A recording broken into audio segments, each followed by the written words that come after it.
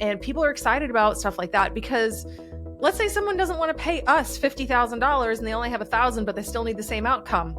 There you go. Now you can use a robot to help you do it.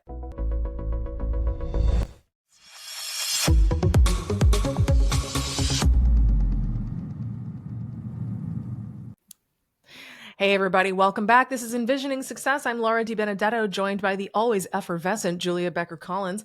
Today we are talking about scaling smart in 2025 and 2026, and we're going to give you 5 things that makes growth easier and more profitable because I don't know about you, I don't like shit on hard mode. I don't want to be on the struggle bus because, no.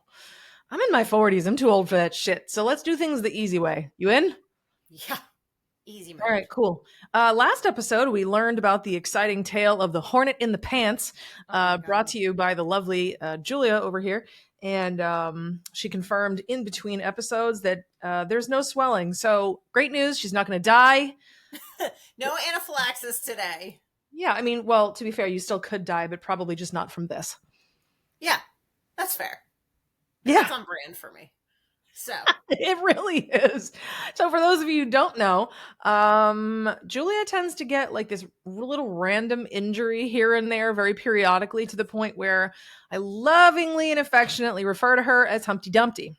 Yes. My friends say I should be wrapped in bubble wrap. I agree with you. Yes. Yes. I was Your listening friends are to on something this morning. I forget what it was. And they were talking about like, well, she broke a bone and she was in her 40s and she'd never broken a bone before. And I screamed at my podcast. I was like, who's never broken a bones until their 40s? And then I was like, oh, wait, a lot of people. Yeah. Extra special. Uh-huh. That I break something every year. The first time I broke a bone, I was in my early 30s because I was thrown from a horse. I can't believe... Okay. And I broke my sacrum. And let me tell you something. Sitting on a donut is a godsend. It was so great. And it's one of those things, what are you going to do? Put a cast on your ass? No, you have to deal with it. Yeah. You know? I've never broken that. I have broken lots of other things. No, I know you have. Actually, yeah. And then after that, it was in my late 30s that I actually broke toes without really meaning to. I moved to Hawaii and living there, people don't wear closed-toed shoes. What are you, high? No, like you wear flip-flops all the time. Problem is when you're barefoot and wearing flip-flops all the time, sometimes you don't clear obstacles very well.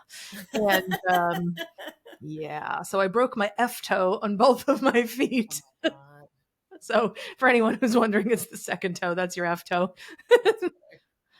Yeah. Oh my God. I didn't know that. Yeah. All right. Yep. Yeah. So, you know, you're not the only one with fun facts. I love it. This is great. It's totally random. Yeah. Let me tell you, when people say like, oh, you fall off the horse, you got to get right back on again. Cool. Have fun with that. Really? I haven't even been to the Big E to be like, nice horsey. No, I will see a photo of a horse and that is sufficient. Thank you so much. That's so funny. We have an intern right now who's a D1 equestrian athlete. Oh. Yeah. Well, shoot. That's nice. I know. Equestrian athlete. What a fancy she rides title horses for... competitively at a D1. Is she a very tiny little person? No. Because I feel like jockeys are tiny people, aren't they? No, but that's horse racing. This is like competitive horse something. I don't know. Competitive horse something. Not racing. It's not racing. Hold on. Isn't the dressage or whatever when like they like clippy clap and like dance around and that's actually somehow a sport? Yeah. I don't think it's that either. What a time to be alive. Listen to this and be like, what is wrong with you people? So much. And they'd be like, isn't this a show about marketing? Yeah, but we work together. We're coming up on our 10-year anniversary, aren't we? November will be 9 years. Okay. I know.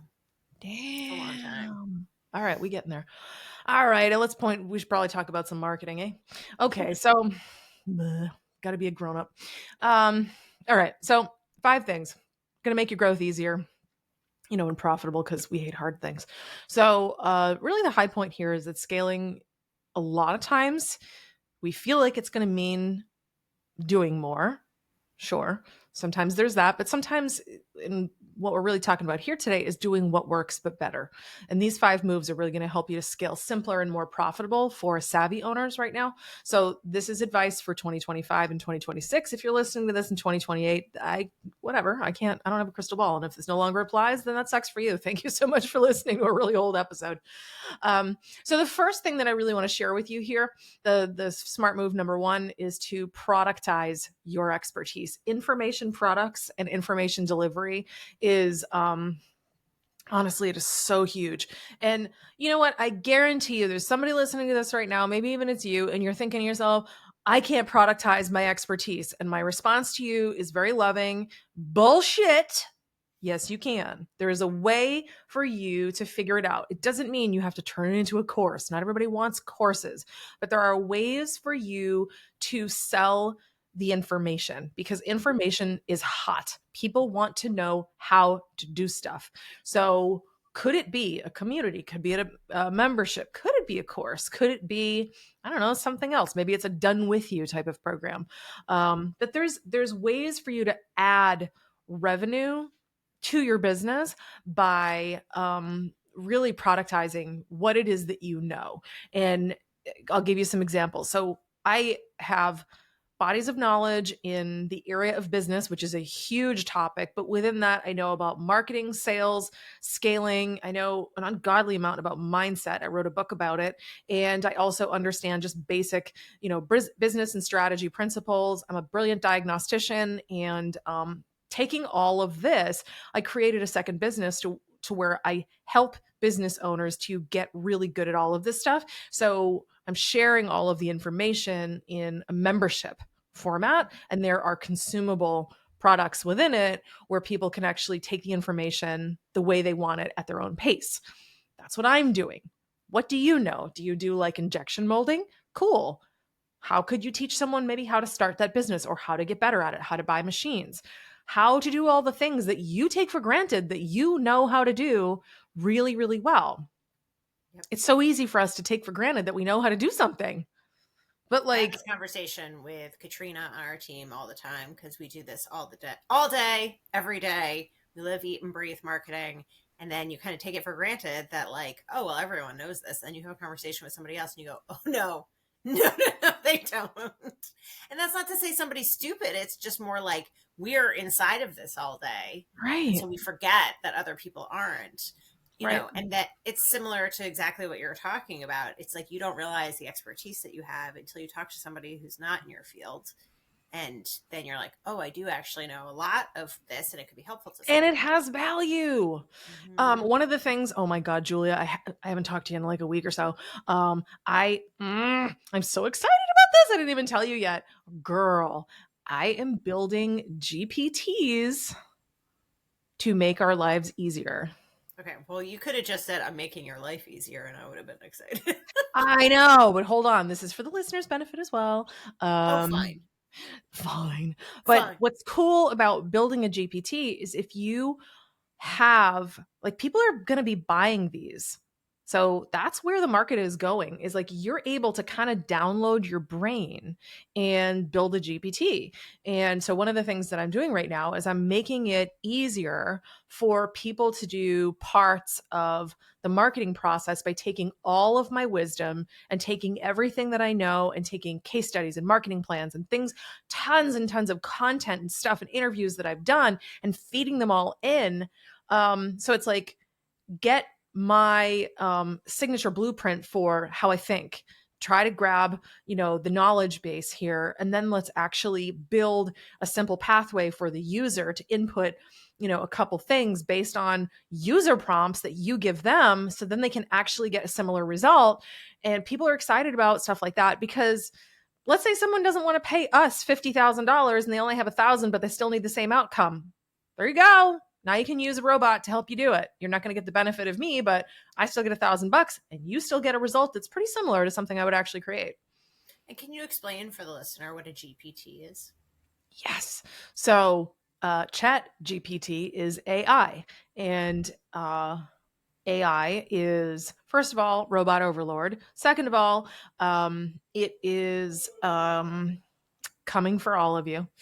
I don't think it's coming from, I'm just kidding. I don't think it's coming for your jobs. They keep saying that it is, but it's not. But ChatGPT is one of the companies that is doing it. It's owned by OpenAI. And a GPT is basically, it is an automated mechanism within ChatGPT that's already been pre-programmed by somebody like me. So you can start conversations with just regular old ChatGPT that will you kind of do all kinds of stuff. And it's almost like the Cheesecake Factory menu where it's just everything. But then you can get a custom GPT that is built by someone like me to pre-program it for a very specific function within a very specific knowledge base. So for example, I wrote the book The 6 Habits. I haven't built this GPT yet, but oh, just wait. I'm so excited. Oh my God.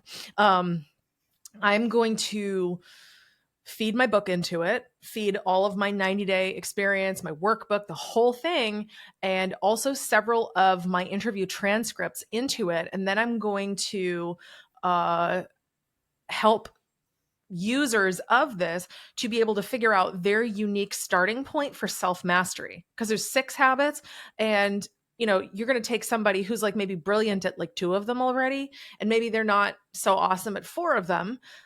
One of those would probably dramatically improve their life more than the others. So what I want someone to be able to do ultimately is log in, use this GPT and be like, okay, Laura, pretend to be me, right? Where do I start? The GPT will actually ask the user like a bunch of questions, and then they'll respond back. And then the ultimate output will be, okay, Bob, based on everything I've just learned about you and based on everything that Laura has given me, this is your unique starting point, and here's what you should do next. And this is the thing that will improve your life the most. Ready? Go. So I'm so excited. That's great. It's fun. I love nerdy shit. So not everybody knows that. They're like, oh, she's a business owner. She's just sitting on her yacht. First of all, I don't have one. Second of all, I am extremely nerdy, and not everybody knows that. Fair. Julia knows that I'm a nerd. Yes. I'm surrounded by nerds. You are. You I are. know. Mm-hmm. You As married somebody one who's too. not very nerdy, I am somehow surrounded by nerds. You like nerds, you just aren't one. Correct. I'm not. I'm going to do number 2 for our smart moves. Automate the first 20%. The first, which is like the first touch point, the lead response, the nurture, whatever your first 20% is of how to grow your scaling process, etc. Set it and forget it. And to be clear, I know I have said in past episodes, never do set it and forget it. But like with all rules, there's exceptions. Some things you need to set it and forget it, which means it's not that you're never coming back to it. It's just that you need to like offload it onto an automation program, tool, something, and then not think about it for a while, whether that's your nurture sequence or your email sequence or your squeeze page for your free download or whatever it is. That's kind of like the top of your funnel. Let that automation work and do its good juju over there, and then focus on the other 80%. You can come back and tweak it and change it and check on it, but it's not an everyday thing. I do love automation. And I think it's important. There are some things that you absolutely can automate, especially like parts of an onboarding process, for example. Do that. Yeah. Because it's easy for human beings to forget stuff. And you want to make sure that the earliest experiences that someone has with you are awesome. Yeah. I mean, you can even automate some of the onboarding stuff for employees.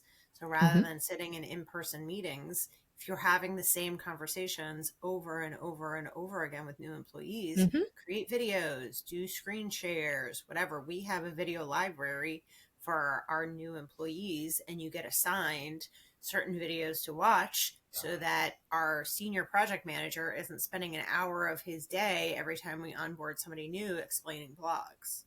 Mm. Yep. I love that. All right. Number three is specializing your team early. Here's the God's honest truth: one person really cannot wear 12 hats. Mhm. If you, the owner and founder, can wear 12 hats, congratulations. It's because you're an owner and a founder. But most people that you hire don't have that capability. And if they did, they don't want to work for you, they want to work for themselves. Truly. I Yeah, yeah. mean, the thing that I'm still tickled by. Someone messaged me on LinkedIn the other day and they're like, oh, well, I want to create a job for this person to do like these two radically different things. And I'm like, okay, why? Walk me through this. And basically they're like, oh, well, we just don't want to pay a lot for two people. Okay, well, I would strongly encourage you to probably get some top line revenue in the door so you can hire correctly. Because Yeah, great example.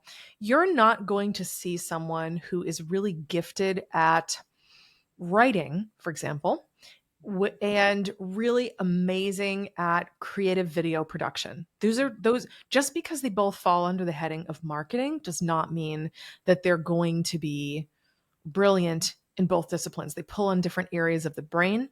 They ask different things of the creator. Thinking about language versus imagery are two vastly different things. Just those two things alone. We've splintered things down very much over the years where we hire like short form writers who are really good with like social media and all they do is like short pithy stuff. But then we have like long form writers who are really really good with expensive ideas and technical writing and stuff like that. They're such hugely different things. And the thing that you have to know about this is when you actually hire correctly and you hire the correct people for different roles and you don't ask one person to wear 12 hats, they're going to be better at their job and you can actually multiply your capacity. Hmm. So You're ignore my preaching to the advice at your choir. own peril. I mean, this is what I've been saying for decades, that you need to hire slow, fire fast. Yeah, You hiring, firing, people management, etc., is the most expensive investment a company will make. So if you don't do it correctly, you're wasting your money. So I had a conversation with a friend who owns a business, and he was hiring a 40K a year, marketing manager, air quotes, who really he wanted to do everything: web development, photography, blogging, SEO, paid advertising, video, photo, blah, blah, blah, strategy. And I was like, can I give you that's too some much free? for one person. I was like, yeah, let me give you some free advice. A, that's too much for one person. That's 3 jobs. B, you're going to get at best mediocre, because you're going to get when you're paying somebody 40K to do all of those things, you're going to get a 22-year-old that has no idea what they're doing. You're going to spend 6 months onboarding them, and you're still going to get average. Outsource the web development, because that's its own baby. Find a Yeah, photographer to partner with and get somebody to write. Like, there's a way to solve it if you can't create 2 jobs, but right. create a better job. Yeah. Amen. Amen. All right, let's talk about number four. Number 4. Ugh, this is so close to my heart. That's why it's Use, for you, dude. I love it. Thank you. It's the gift. Use metrics to make decisions. I know we were just saying I'm not nerdy, but I am very nerdy about data, and I do love data. Uh, I think you're a baby nerd. You just don't know it. One of my big things with marketing, if you know me, you know this already, that instead of being artistes and going 7 rounds on a shade of blue, because we all have our big feelings about that shade of blue, what does the data show? Does your ideal client like that shade of blue? What will your ideal client be able to see on the background that you're promoting? Is it print? Is it digital, etc.? It doesn't matter what your big feelings are saying. Look at the data and make decisions based on that. It's great. It's great to have a gut feeling. I go on gut feelings. Laura goes on gut feelings, but those gut feelings are based on decades of experience staring at data. Dashboards should be your best friend. And to be clear, this is the least sexy thing I'm ever going to say ever. It's boring and it's dashboards and it's not exciting, but it is how you create ROI that is sustainable with marketing rather than doing spaghetti marketing and throwing things at the wall to see what sticks. You need to know what's working and where to double down and what's not working at all, and stop getting emotionally invested in something that's not working. I love that. All right. So the very last thing here is keeping your promise tight. So I think one of the mistakes that actually is a nice carryover from the very last episode, we were talking about how marketers have this tendency to overcomplicate stuff because we are our own worst clients. You don't need to be the worst client either for yourself or anybody else. Simplify. It's kind of the same thing. Keep the promise tight. So when you're thinking about your customers that you love and you mostly want to attract, and the people that you really, really deeply want to serve and help and do everything for, make one clear promise that solves one big fat specific problem, because that's going to build faster momentum for your business. If you have like 5 different promises, people are just going to be like, what? I mean, take this with a grain of salt and try not to be offended, but like, people don't care enough about you or anything other than themselves to think about trying to figure out what it is that you do. They don't care. People are wrapped up in their own little worlds. And, like Julia has famously said, we have horrible attention spans of only 6 seconds. Well, you can only fit about 1 point in 6 seconds. You can't fit 5 or 6. You can't do it. Even my book, The 6 Habits, I got to tell you, like, the big takeaway is self-mastery. That's the big promise. If I tell you, oh, you're going to master this and this and this and this and this and this, and I'm talking for 60 seconds, I've lost you already. You don't care. 100%. So simplify, kids. That's the lesson for today. Anyway, thank you so much for being with us. I do want to remind you that you can have us take a look at your marketing at any time. If you would like some help, if you're like, man, I can't get enough customers, what's going wrong? We can tell you. Just give us a call. Check out our website at vision-advertising.com. And if you want to be a pal, because I know you do, throw us a like and a subscribe and refer the show to your friends. We love helping people. The show is free, and the more we can help people, the better off it is. On that note, God bless. We'll see you next time.